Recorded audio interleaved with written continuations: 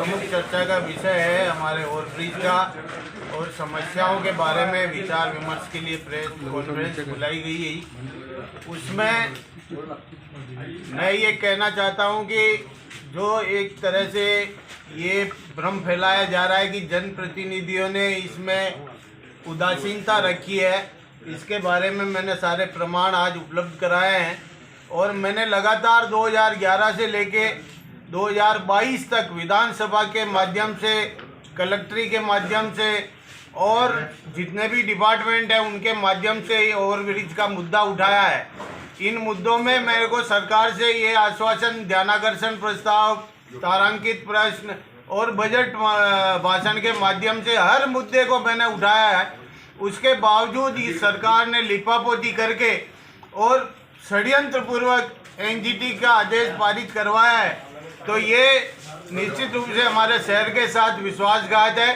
आज भी हमारे ओवरब्रिज की जो समस्या है उसकी आवश्यकता शहर को बहुत तीव्रता से महसूस होती है कि ओवरब्रिज होना चाहिए, तब जाके हमारी ट्रैफिक की समस्या समाप्त होगी।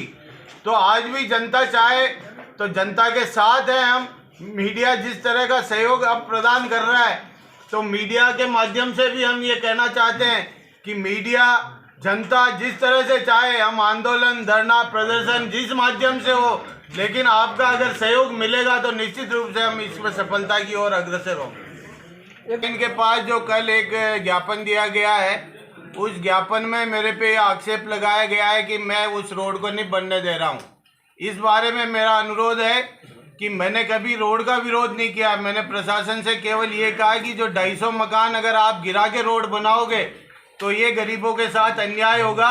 अगर आपको रोड बनाना है तो खाली पड़ी वो ज़मीन, आज जो रोड बना हुआ वो भी रेलवे की ज़मीन में बना हुआ है, तो जो रेलवे की और खाली पड़ी है 200 फीट ज़मीन, उसमें आपको चाहे जितना रोड बनाइए, लेकिन रेलवे की ज़मीन छोड़ के आप 100 फीट और आगे मकान गिरा के कम से कम 250-300 मकान गिरेंगे।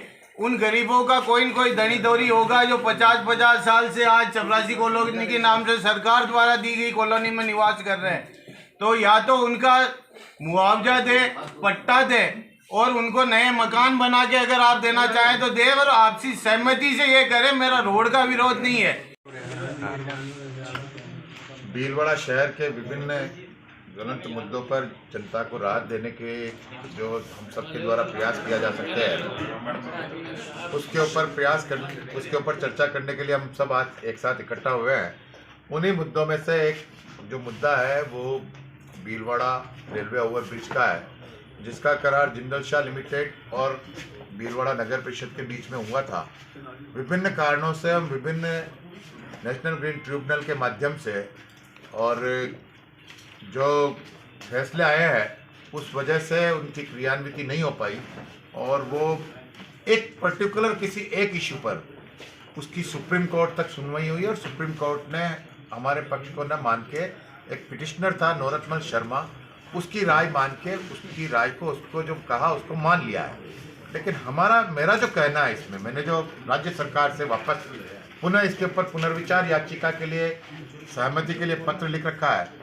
अगर उसकी सहमति आ जाती तो हम इस आधार पर इस याचिका को सुप्रीम कोर्ट में दायर करना चाहते हैं कि माननीय नेशनल ग्रीन ट्रिब्यूनल ने सिर्फ ये पिटिशन हुई थी कि इससे हजारों पेड़ कटेंगे, उसके ऊपर ही निर्णय करना था। ट्रैफिक ओवरब्रिज से निकलेगा कि अंडरब्रिज से निकलेगा, इसका निर्णय नेशनल ग्रीन ट्रिब्यूनल को नहीं करना था। अपने अधिकारों से परे जाके नेशनल ग्रीन ट्रिब्यूनल ने यह कहा कि जो ट्रैफिक है वो अंडरब्रिज से निकल जाएगा, इसलिए ओवरब्रिज की आवश्यकता नहीं है। ये गलत है। नेशनल ग्रीन ट्रिब्यूनल को सिर्फ ये फैसला करना था कि इससे पेड़ कटेंगे, पर्यावरण को नुकसान होगा या नहीं होगा। अगर पर्यावरण को नुकसान होता तो हो सकता है स्थान परिवर्तन करके किसी और जगह बनाया जाए। इस आधार पर हमने सरकार के पास पुनर्विचार याचिका के लिए पत्र लिख रखा है। मैं आपके माध्यम से भी सरकार से अपील करूंगा कि जल्दी से जल्दी उसकी स्वीकृति मिले, ताकि टाइम बार्ड केस होकर नहीं जाए और सुप्रीम कोर्ट में हमारे बारे में विचार हो सके।